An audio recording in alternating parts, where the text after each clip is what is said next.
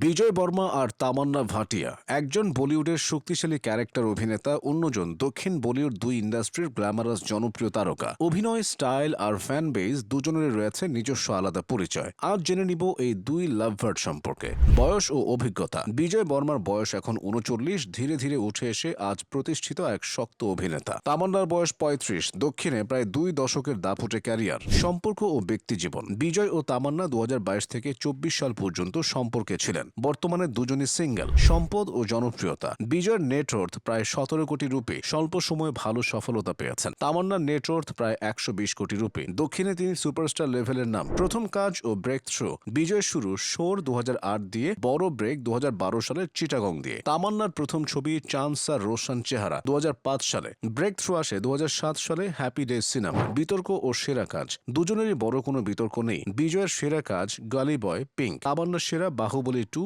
100% লাভ।